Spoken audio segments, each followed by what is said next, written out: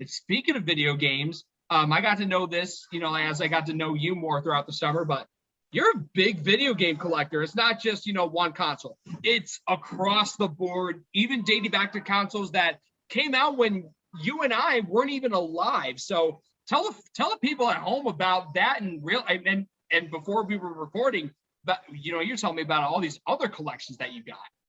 Yeah, I mean, I've always been a collector early on. Like I first started collecting Pokemon cards when I was little, and then I went to like Yu-Gi-Oh, and then baseball cards was big for a while. And then I felt like I wasn't really too happy with those hobbies. I was just buying boxes of packs and then opening them, and then I just wanted more boxes. So I started collecting. I was in sixth grade. I was like 12 years old, and I started collecting video games because I sold my old Pokemon games, and I just wanted to play. It's all I had was a Game Boy, and I just played those games. I wasn't really liking the newest greatest stuff. I kind of wanted to play games that were similar to the original Pokemon games, like the older ones. So I started getting into games that came out in the 90s and 80s. And I started garage sailing. I started riding my bike around town with, $10. And I come back home with a backpack full of games. This was starting in 2007, 2008.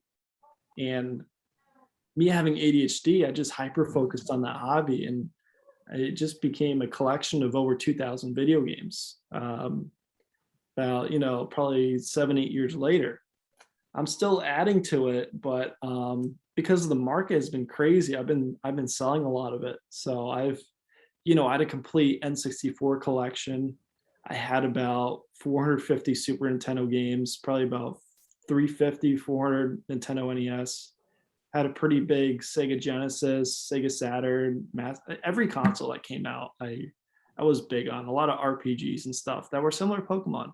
So, and then those games became really expensive down the road. So I got on early. Like a lot of games I got for like $40. Like that's what they were worth. 5 years later they'd be like $300.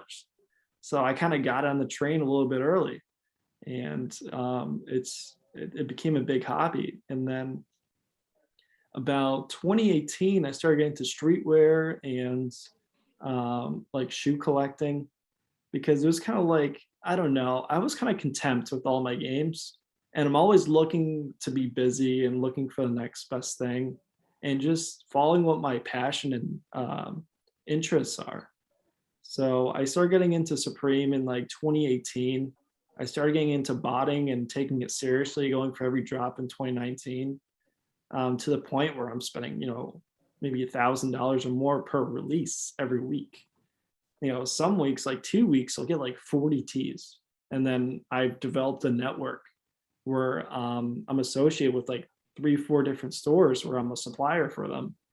So sometimes I just cash out big and I do really well, and I get to keep and wear whatever I want, really. So I get to hit every release I want, and it's just super exciting. Every single week something comes out. So I'm really happy. I would definitely upgrade my wardrobe.